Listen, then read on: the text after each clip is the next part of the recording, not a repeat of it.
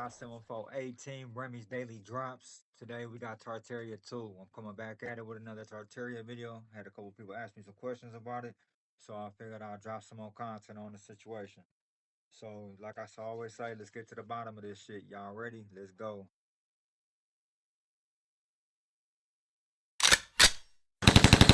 During 1892, Great Tartaria began to be erased from maps, as if a coordinated decision was made to remove the Old World Empire from the historical narrative of planet Earth. Hundreds of maps documented this empire for over 300 years, and then nothing. World atlases from the modern age ignore it, and history textbooks never mention Great Tartaria.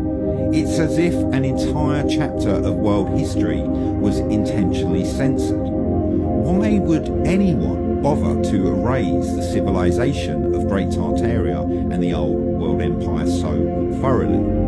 And what happened to the white cities those maps clearly showed? At the same time the Old World Empire was vanishing from the narrative, something extraordinary was happening across planet Earth. Huge buildings suddenly appeared from everywhere. These were massive structures that used Tartarian architecture and therefore had intricate stonework and design features that challenge techniques from the modern age. These were government buildings, train stations, and entire urban centres. They were also constructed with unbelievable speed from 1790 to 1912. Listen to this. There's a mud flood that wiped everything out, but this was like 200 years. And the evidence they point to is like The Taj Mahal, the Capitol building. they must have been this advanced society. And then that CIA document. If you look at the context for all of this, is there was an area in Russia that was the Tartar region, and the people there were Muslim. After Stalin came to power, Stalin was a staunch atheist, and part of institutional communism was the eradication of any religious system. He essentially wiped the Tartar people from history. So you do have maps that have the Tartar region. If you fast forward a little bit longer, there's this mathematician. His name's Fomenko, and he's very influential in Russia. What he believes, modern history is all a lie, and that actual history is only hundreds of years shorter than in actuality. All history, whether that's the story of Christ, is actually what the Russian people did after the fall of the Soviet Union that was co-opted by. The evidence of our past resets can be found in more than just This mud flood supposedly occurred around the 1840s to 1850s, during which a flood of mud wiped out an advanced civilization, Tartaria, and buried the first floors of existing buildings, which we see all over the place, bro. We have many videos with showing architecture that the whole bottom floor is just covered, bro. Like half of the windows are just sticking out, and the other half is buried. The proof we got inherits points to buildings worldwide that have half buried windows, just like I was saying.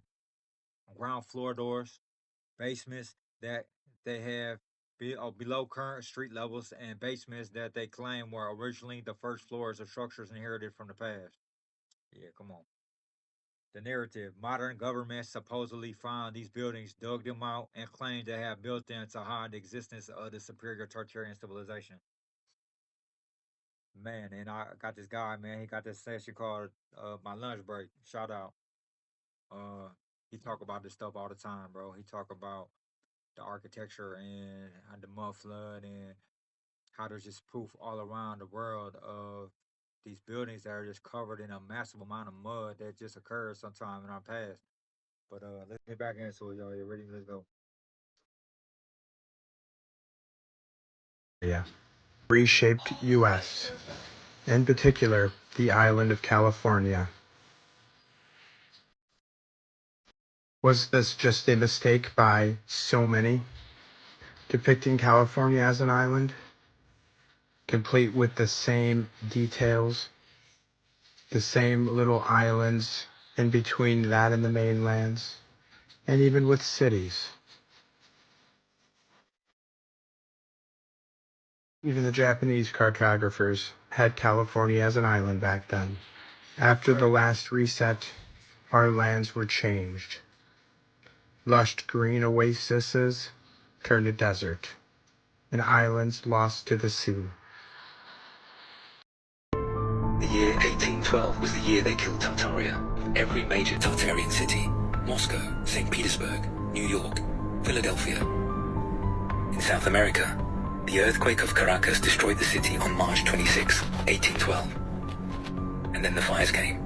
City after city, Moscow, St. Petersburg, Kazan, Smolensk, simultaneously or in rapid succession. Each fire described with the same impossible characteristics. Too hot, too fast, too complete. Stone melting, metal flowing like water. In Asia, records show catastrophic fires across major cities. Delhi, Calcutta, Manila. All in 1812 or 1813. All described with the same impossible intensity. This wasn't regional. A polite way of saying civilization stopped, completely, at exactly the same moment. And when it started again, it was different, simpler, smaller. As if something had reset everything. But it's not just Russia. It's the remnant, the survivors, the children of catastrophe, who forgot their own history, because someone made sure we would forget. And beneath the rubble, we find foundations, magnificent foundations, of buildings far greater than what now stands, as if we are rebuilding poorly on the bones of giants. I found a French military report, buried in archives, describing what Napoleon's scouts found as they advanced into Russia. Empty cities, perfectly intact but abandoned. Buildings undamaged. Food still on tables. Possessions left behind, as if entire populations had simply vanished. The report called it the Great Silence. Mile after mile of civilization with no one living in it. That's not war, that's evacuation. Mass evacuation before something catastrophic. And then the fires came. City after city, Moscow, St. Petersburg, Kazan, Smolensk, simultaneously or in rapid succession. Each fire described with the same impossible characteristics. Too hot, too fast, too complete. Stone melting, metal flowing like water. Destruction so absolute that in some cities nothing remained but glass and ash. Glass. Let me explain something about glass. Normal fires don't create glass. To turn sand and stone into glass requires temperatures above 1,400 degrees Celsius. Sustained temperature. In the days of Tartaria, there was technology which were able to make these buildings without hammer or saw. As it says in the Bible, the Temple of Solomon was built without hammer and saw. This is insinuating that the world of Tartaria, which the Freemasons appropriated for themselves after their mud floods and dust storms, they were built with different technology. Now, with stones and hammers and saws and chisels, we still can't replicate. Not with the technology we have, we can't replicate those buildings. So I believe they had something like 3D printer technology, which was way more advanced, and they could just make these amazing edifices wherever they wanted to, all over the earth. You could still find remnants of these ancient Tartarian structures. They lie about and say that they were built in late 19th century, basically. It's all nonsense. These structures, these Tartarian buildings, some of them are thousands of years old. You were made to believe that these structures could only have been built in the past 100 years. After 2 decades of research and studying the topics that I'm not allowed to speak in public, I decided to share my knowledge and reveal the hidden truth. Check the link in the profile bio.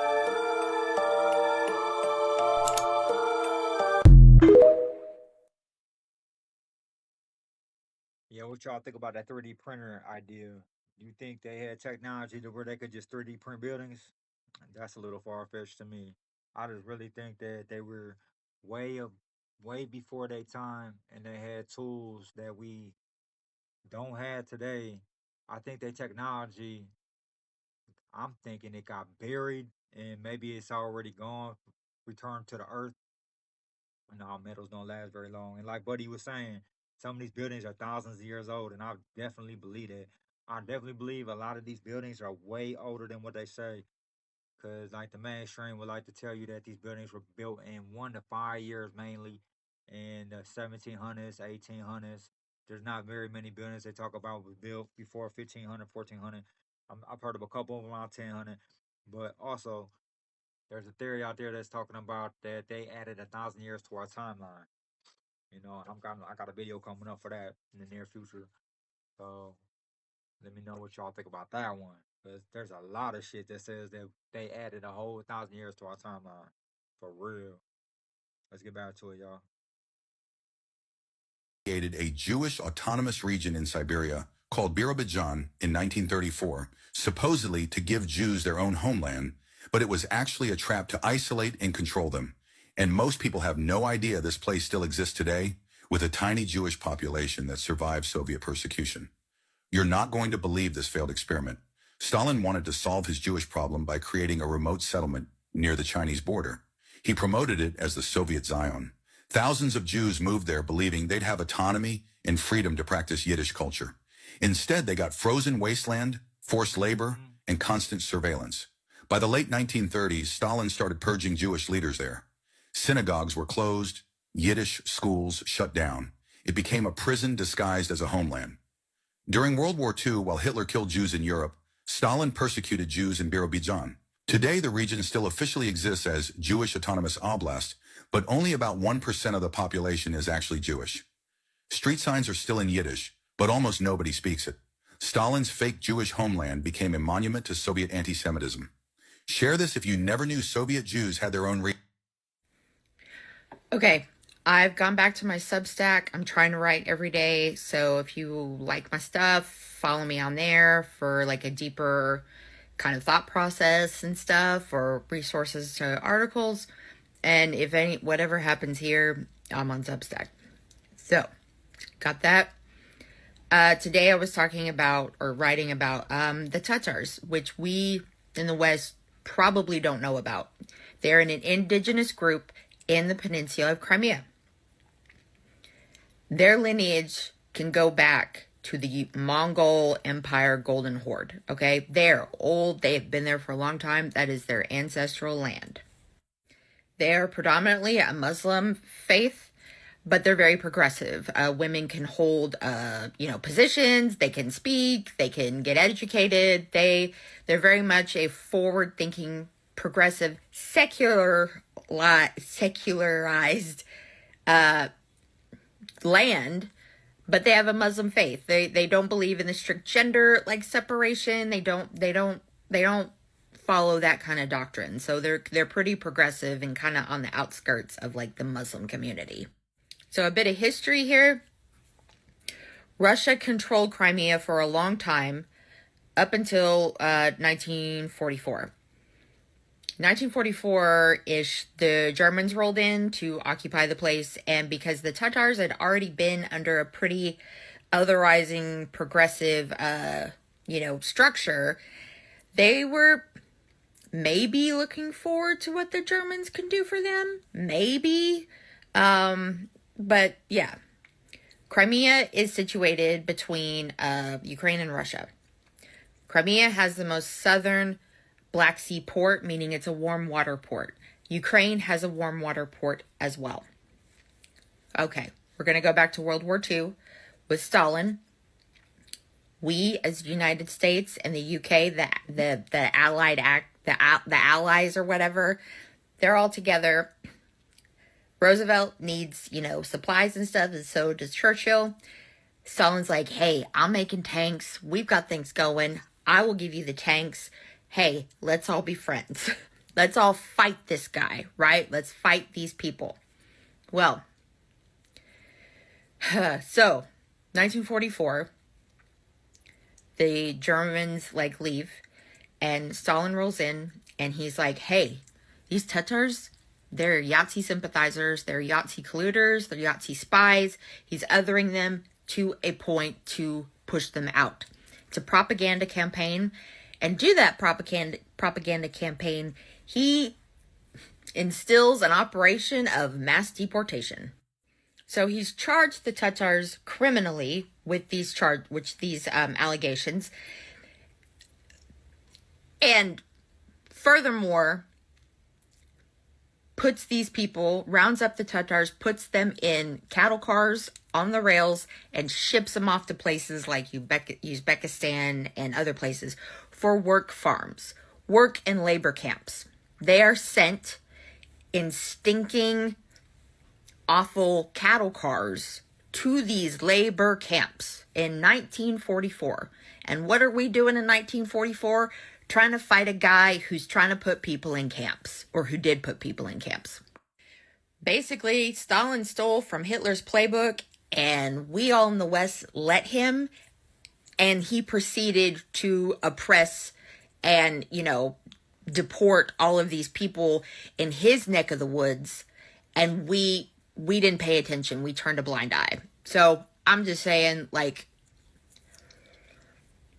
we live in history, and we're always doomed to repeat it unless we critique the past. How is the U.S. this decked out in 1529? This map is almost 500 years old, and the U.S. is just, look at it. I mean, there's cities all the way through. So you're telling me 1492 we just discovered, and then all of a sudden, not even 30 years later, we're built out here. We have flags and coats of arms everywhere. But look at all the city. I mean, all the way through. All the way around. Down here as well. Different families, different coats of arms, in all the different areas. 1529 map. Look at Florida. Look how it's just chopped off on the bottom. Isn't that crazy? And then you have Cuba here. And all the other islands along here as well. Very interesting. But look at all the different people claiming the areas already. Depending on which families or countries came here, they've put their claim on all the areas. Check out that. I think that... I love old maps, man. I can never get enough of watching and looking at old maps. And this guy right here, I found this guy the other day, man. He has a massive amount of awesome maps. So I'm gonna be grabbing some of his content and putting it on here for you guys, so you guys can check it out, man. Cause it's amazing the shit that you can find on these maps. It's like Buddy's saying right here. He talking about this map is before we was even a country, and look at all those cities already that's lined all down the coast of America, all the way through Mexico. You seen the flag of Tartaria down there in Mexico. This shit is crazy, bro. Just like our history's so fucking nuts, bro. I love it. I can't get enough of it. So just stick with me. We gonna get to the bottom of all this shit. I promise you that. That's but yeah, look at all the different claims, and then it changes as you go up here. This would be the British, and then you go up here, that would be the French. And then the Spanish was down south, and I think the Dutch is right here. Just interesting. Here's the whole map so you can see it. It'll go all the way across. But very interesting map. I mean, look at this waterway just going in. Huge waterway right there outside of the Gulf of Mexico. Anyways, just thought it was an interesting map. Please tell me how this got decked out and built out so much, so quickly. Comment, let me know. Thanks for watching, thanks for listening, thanks for being a part of this. And as always, stay curious. Until next time. I don't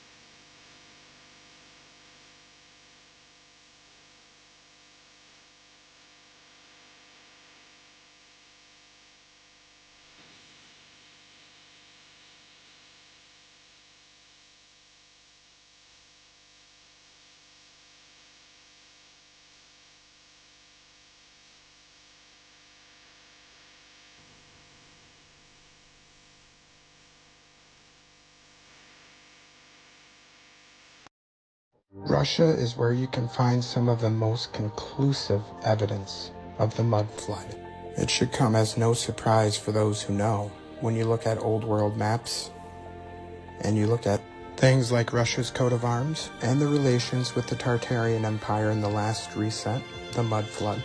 These scenes that we see from Russia, the fully intact log cabins in Moscow, should come as no surprise why we see so much evidence of the last reset here in Russia.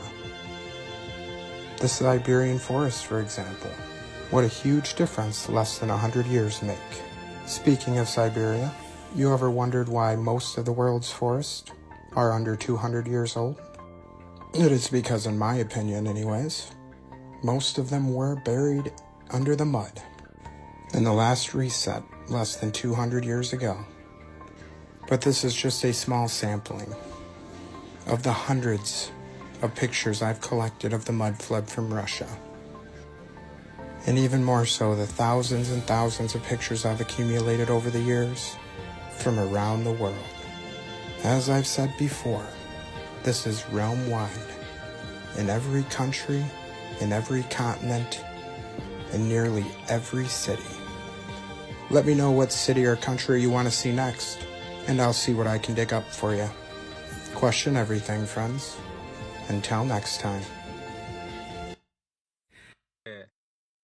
On the last video right there, you could clearly see how the whole earth covered up the whole first floor of them apartments or them houses right there. Bro, the whole first floor was just covered. You could see the land off to the right, how far they've been digging down, and they dug that whole shit out. Bro, that's just right there. That's all over the fucking world, bro. Oh, this is so crazy, man. Man, I love this shit. 1976 was not only the year that Tartaria was destroyed, it was also the year that everything changed. We've been told that 1776 was the birth of freedom, but in reality it was the death of a civilization. The year the world was hijacked, the rise of the hidden hand. In 1776, the Illuminati were founded in Bavaria. The Rothschild banking empire began its global expansion. The American Revolution broke out. Tartaria began to disappear from maps, all in the same year. Coincidence? Tartaria was not a myth. It was a vast ancient civilization with advanced free energy technology, grand architecture using sacred geometry, a harmonious way of living in accordance with natural law, knowledge of the ether. They erased it all from the history books. They literally buried Tartaria with mud floods, natural disasters, and a new history.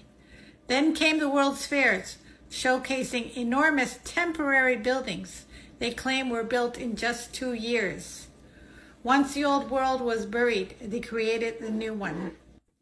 Central banks, debt slavery, maritime law, artificial scarcity, indoctrination through education, all of it funded by the same families.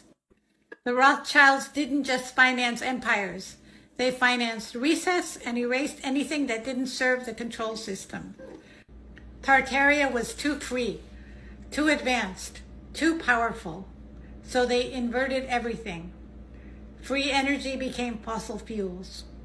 Truth became conspiracy. Spirit became religion. Nature became a resource. Freedom became an illusion. 1776 wasn't a beginning. It was a cover-up. We are the generation rediscovering what they tried to erase. Tartaria was real, and the ether is real, and the truth is no longer hidden.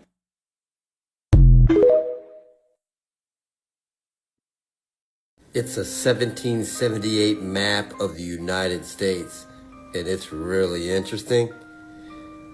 Just all the different areas now that are depicted. And this actual map is almost as tall as a person. It's a wall map. But I wanted to share it with you and show you how different it was back then. And how everything was put together a little differently. Maryland was all there, but Virginia and The Carolinas. Look how big Florida is. Everything's all over the place. Ohio's here as a Indian territory. You got Lake Erie, which is new to me. I've never seen it said that way. Osago. And then you have Lake Ontario. It's really interesting. Thought it was interesting too. They already called this Lake Michigan. It's usually Lake Illinois at this point in time, so I questioned that. Thought that was interesting. And they show little details out like this here. Look how they spelled Jamaica back then. That's really interesting, isn't it? And Jamaica's all decked out even back then. Just looking at some of the areas I've stayed in. Pretty cool. And down here they got Bermuda, again all decked out and done. And the colonies of the United Areas of America. Interesting. 1778. Comment, let me know your thoughts. I thought this was really interesting and neat. Just a neat map they put together there.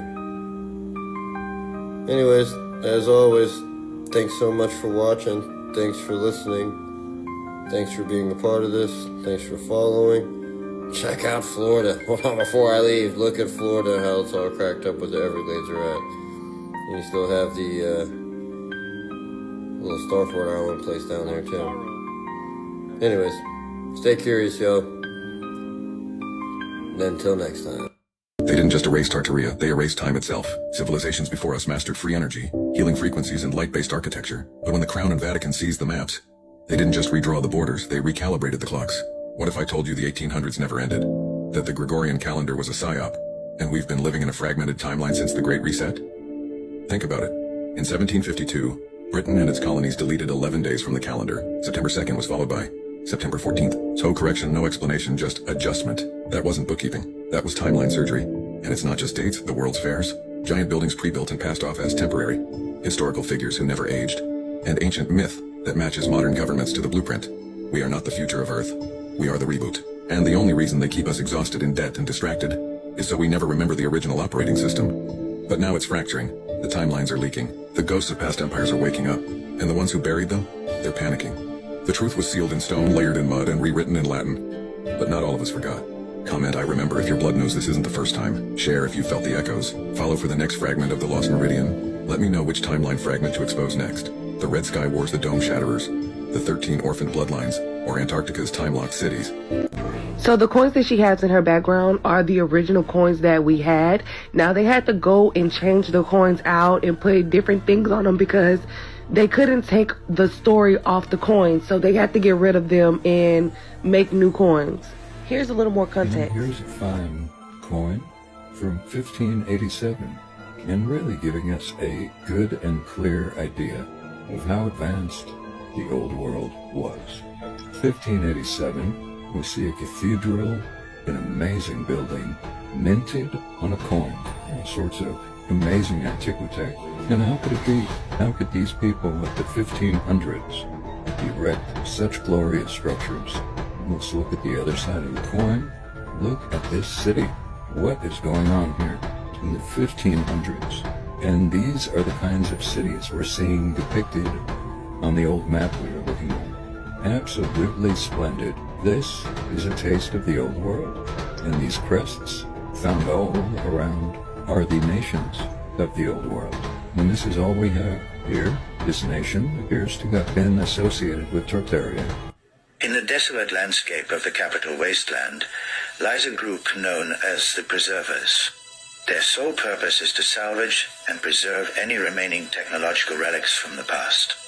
Amidst a harsh environment and constant threats, they strive to rebuild civilization by exploring abandoned settlements and overcoming adversities through their unwavering dedication to progress. As the sun dipped beneath the horizon, casting long shadows across the barren wasteland, the Preservers continued their tireless quest. led by the enigmatic figure known only as the Archivist. This band of survivors sought out remnants of the old world in hopes of restoring some semblance of order amidst the chaos, despite the ever-present danger lurking around every corner. They don't want you to know this, but this wall was not built by China. Tartaria is real, and this wall was between China and Tartaria. The thing about this is, why are the openings over here facing towards China? This was used for attacking and defense. Wouldn't it make sense if these openings were on the other side to keep the other people out of your country? Recently came across this book. I was out in Gatlinburg, Tennessee. This book is from 1777. America was 1 year old at the time. The name of this book is right here. It's the Universal Geographical Grammar from 1777. I'll be going through this book, making a lot of videos. There's some crazy stuff in here. I'm just going to give a quick preview of this because there's things in here like, so here's the opening map. Here's the opening map of the world. And right, let's see, right, hold on.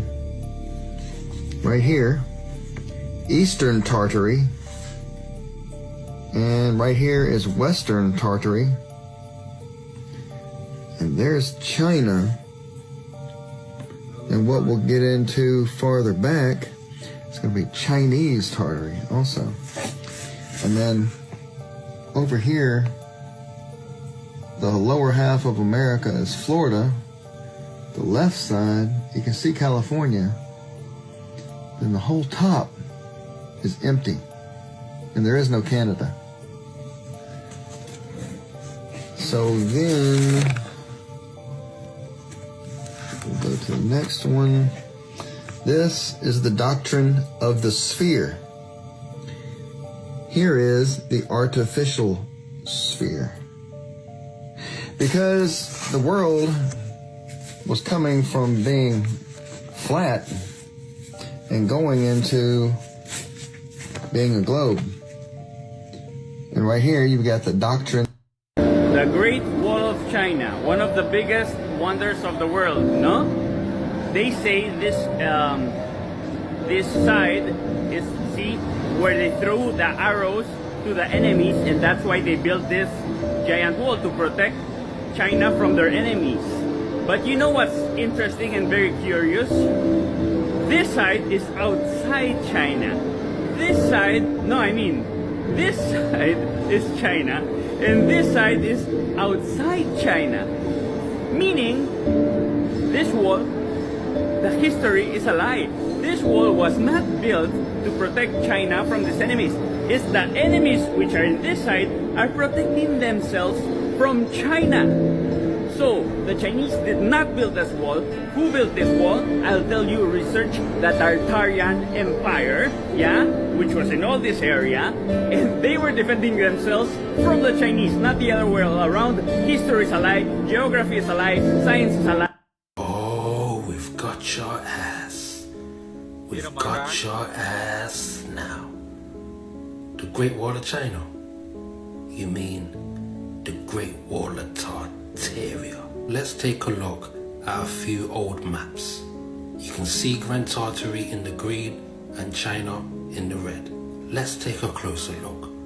As you can see, the wall is circled around China. And again, another Tartaria map, you can see the wall is circled around China.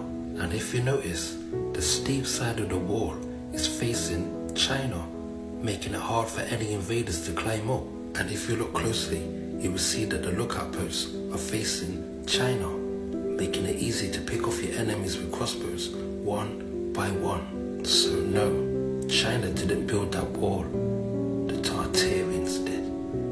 Oh my days. Everything they taught us about the Great Wall of China is a lie. There is a theory that the Tartarian Empire actually built this structural wonder. The more you look into it, the more this theory makes sense. First, The size of the wall will blow your mind. The wall is long enough to span the distance from New York to London, London to Moscow, and Moscow to Beijing. Even then, there would still be 7,000 kilometers to cover. Then, there is the wall's positioning. If you look at old maps and photos, you see that the high side of the Great Wall and the lookout posts are actually facing China. If the Chinese built this wall to keep out invaders, the high side should be facing outwards. But strangely, the taller side faces China. This implies that someone else built it. The people who most likely built this wall were the Tartarians, an advanced civilization who had harnessed the power of free energy. They are responsible for many of the old unexplainable architecture. This group was wiped out by a small group of elites. Although the Tartarians were hidden from us, people are beginning to realize that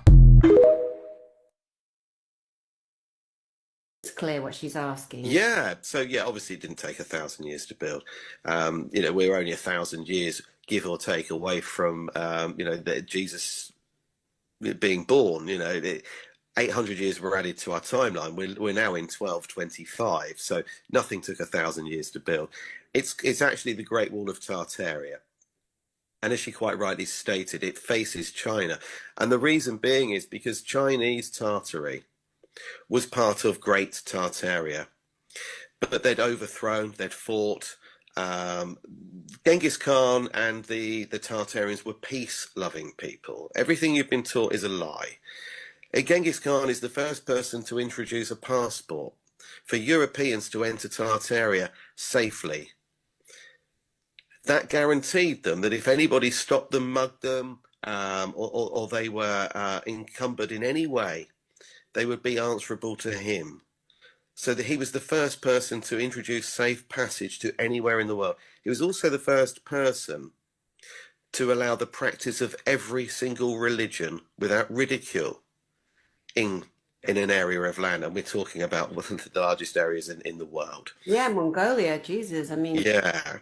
And of course, at the time, it was Russia, Asia, and a lot of Eastern Europe. Mhm. So that person is not who you've been led to believe. And also, there are people out there that have researched this a lot further than I have. I mean, really have gone into detail with this. When Jesus was in Tibet studying, All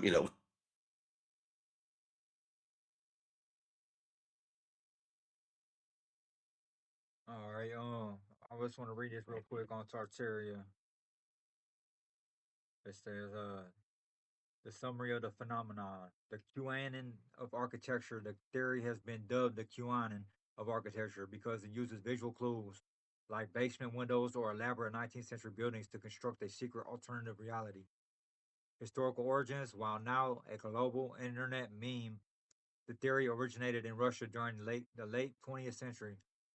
It was initially rooted in Russian nationalism, attempting to claim that Russia was once a technologically superior global superpower called Great Tartaria that Western powers erased from maps. The Great Reset narrative. Adherents believed a mid-1800s mud flood caused the global Great Reset. They argue that the grand buildings found in modern cities were not built by our ancestors but were inherited from the Tartarians, who supposedly mastered free energy and advanced wireless technology. So, to me, it sounds like they're trying to act like we just made this shit up. Like, this Tartaria is false, it's not real. But clearly, you could see it on old maps that it was Grand Tartaria. So, I don't know why they got it in the Google algorithm to say that the shit's fake and we're making it up, because clearly our history is not all the way erased. We can always dig up the past. So, they need to try harder. You feel me? that is exactly the same time that Genghis Khan was born. Genghis Khan's father, his name translates to Yeshua. And everybody that's watching this that's religious knows that that's Jesus' real name, and it was changed to Jesus, to sound more Mediterranean and more acceptable over here. So there are suggestions out there, and it's quite damning that Genghis Khan was the son of Jesus. or Yeshua as we should really refer to him. Now, And let's give someone an opportunity right this second. When you say something like that, you know how people go, oh, you know, because it hits them in their belief system, it hits them in their cellular memory, their structures. And there are so many people who say they are spiritual and they are peaceful and they are oh so loving that the minute you say something like that, they're like, and the yeah, kill because they're switch, not. exactly, but the kill switch to violence comes on and they will condemn you to hell in a second. It's like people that hero worship people. The minute the worshipped one says, she's a this and a that, you know, the fans, the great fans, the adorers are like, rah, on that person, like it's wicked.